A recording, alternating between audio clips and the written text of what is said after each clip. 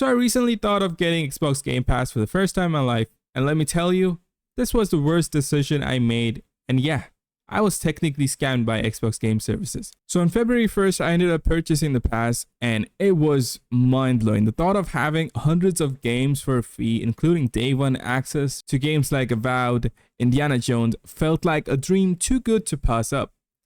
And I was hooked, until I went and hit download on Indiana Jones. Why? Well, the game took about 14 days to download. Yeah, that's technically almost half of the days gone just to download, which was a month of the Game Pass.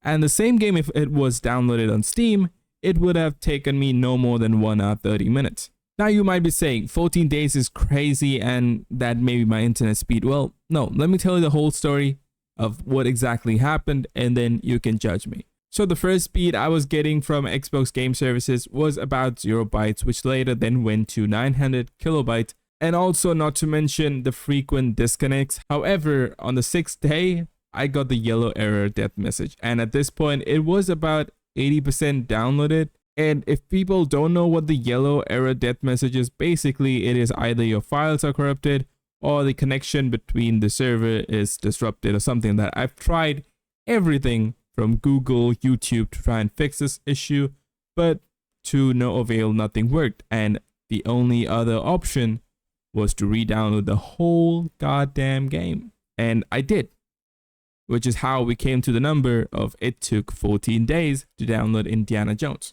And which is why this feels like a scam. Well, basically, I wasted 14 paid days just to download one game, as you cannot download multiple games. And even Carrion, I don't know if I'm saying the name wrong, which was a few MBs, took about 50 plus minutes, which is crazy. And trust me, I've tried reaching out to Xbox as well, and there is no freaking support. They only give you a to-do list, which doesn't even work because you don't get a resolution after following. And I followed the list to the letter, and trust me, it did nothing for me. And after scouring the internet and finding other related issues similar to mine, it makes me think that Xbox basically doesn't care at this point, as this probably is from way back. There are multiple complaints which sadly I should have researched before making the purchase decision. Now I know technically I cannot play all the games in Game Pass, so it is already kind of a scam. But now not being able to play a single game, as after this I went on to download Avowed, a recent game,